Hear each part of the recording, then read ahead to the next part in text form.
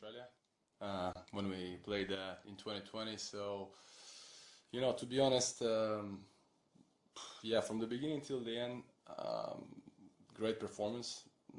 At least I will talk about myself from my side, and I stayed there. I waited for my chances. You know, I created them as well, and I'm super happy, super proud that I could finish the match. I could take it, you know, serving for the match, never easy, and yeah, just super happy to do this step forward, you know, to make my first semi-final.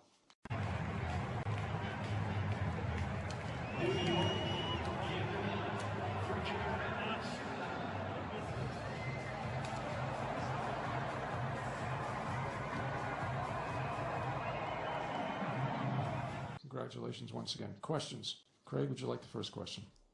Karen, playing that in the middle of that match, what did it feel like with the crowd, the strength and the power that you were hitting that ball with, and was there any particular point that turned things around?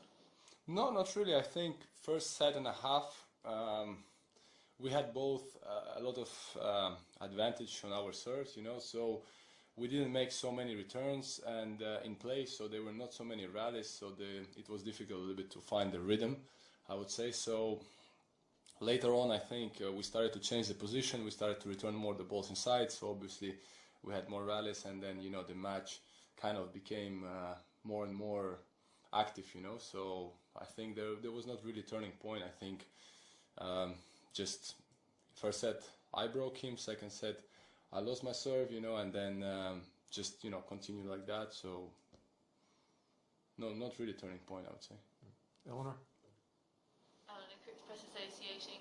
Karen, you broke obviously so early in that fifth set, and then he put you under a lot of pressure. How tough was it to kind of hold your nerve and just keep holding? Yeah, exactly. Super tough, because I saw also, I mean, I saw yesterday Marin Cilic, you know, he was up a break in the fifth set, and then, you know, lost the match. So, and it's not the only match that it happened, you know, so especially when you break early, you know, you need to hold your serve, you know, during the whole set. So but I saw he was a little bit irritated, you know, a little bit frustrated in that moment, so I was really happy to take those chances, you know, and just I faced a couple of break points, I think, in the middle of that set, so I served well, and yeah, just finished the match. David? David Kane, tennis.com, I just wanted to know what you made of the atmosphere. It was just such a rowdy crowd atmosphere, and given that, how does that add to your satisfaction that you were able to stay so focused in spite of all of that? Yeah, I was prepared. I was expecting that the crowd would be more for him, you know, that he was the favorite in their eyes, you know, so I don't get upset on that. So, you know, I played there Rafa in 2018. I mean, it was a pretty similar thing. So I knew what to expect. I knew what I have to do, how focused I have to stay, and just to deliver a good match. So that's what I did, basically. You just mentioned the frustration you saw on him. What's it like for you when you see your opponent sort of smashing rackets at the end and all of this? Do you try and block all that out? Or do you kind of think, you know what, I've got him hit? I mean, it's painful. I mean, I think it hurts, I think, for him, or it would be the same for me if I would lose that match, you know. It's never easy to lose 5 sets, because you give your best, you give yourself best throughout the whole match, and then it's never easy to accept the defeat, you know. So, I mean, to be honest, I didn't look at him after we shaken hands. So yeah, I saw after the rackets were flying, but you know, I feel the pain for him. Yeah. Karen, right here, right side. And catch the one. When Rafa went out yesterday, does that impact you mentally at all? Did it feel like there was this, you know, a potential roadblock now out of the way, and did it help you raise your level tonight? No, to be honest, no, because I mean, Rafa was in down part of the draw.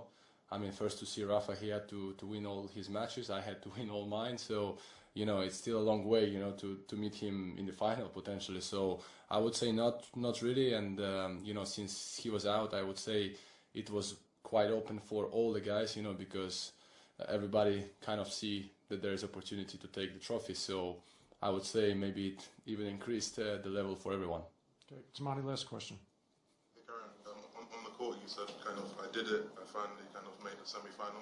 Just wondering how kind of much were you anticipating and desperate to kind of make this breakthrough and go further than you had done in the past?